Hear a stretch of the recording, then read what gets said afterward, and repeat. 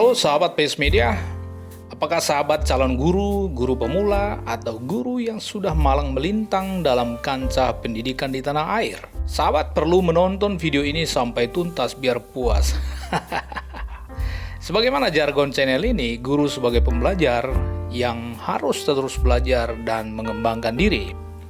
Undang-Undang Nomor 14 Tahun 2005 tentang guru dan dosen, pasal 10 ayat 1 menyatakan bahwa ada 4 kompetensi yang harus dimiliki seorang guru secara holistik, baik guru PAUD TK, SD, MI, SMP MTS, SMA MA, maupun SMK, yaitu yang pertama, kompetensi pedagogik, kedua, kompetensi kepribadian, ketiga, kompetensi sosial, dan keempat, kompetensi profesional.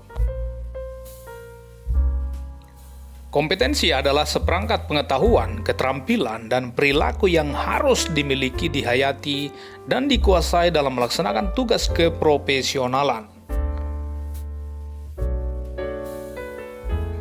Dalam Peraturan Menteri Pendidikan Nasional Nomor 16 Tahun 2007 tentang standar kualifikasi akademik dan kompetensi guru, pemerintah telah menetapkan 24 kompetensi inti guru.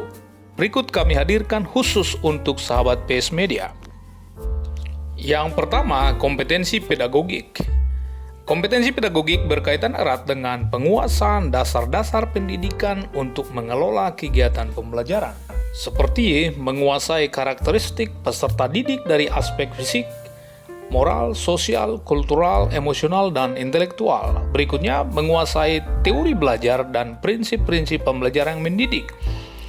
Mengembangkan kurikulum yang terkait dengan bidang pengembangan yang diampu. Menyelenggarakan kegiatan pengembangan yang mendidik, memanfaatkan teknologi, informasi, dan komunikasi untuk kepentingan penyelenggaraan kegiatan pengembangan yang mendidik. Kompetensi inti berikutnya adalah memfasilitasi pengembangan potensi peserta didik untuk mengaktualisasikan berbagai potensi yang dimiliki.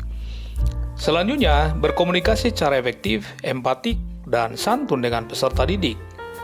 Nah, yang berikutnya, menyelenggarakan penilaian dan evaluasi proses dan hasil belajar. Kemudian memanfaatkan hasil penilaian dan evaluasi untuk kepentingan pembelajaran. Dan melakukan tindakan reflektif untuk peningkatan kualitas pembelajaran. Kompetensi kedua adalah kompetensi kepribadian. Kompetensi kepribadian merupakan kemampuan guru dalam berperilaku positif agar menjadi teladan bagi peserta didik.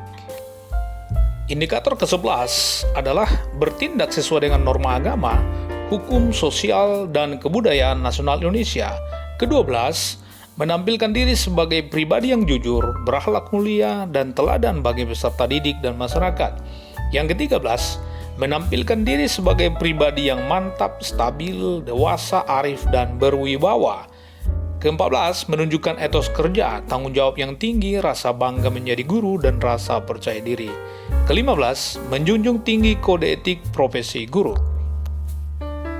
Kompetensi ketiga adalah kompetensi sosial. Kompetensi sosial berkorelasi dengan kemampuan guru dalam berkomunikasi dan berinteraksi secara efektif dengan warga sekolah dan warga di luar sekolah.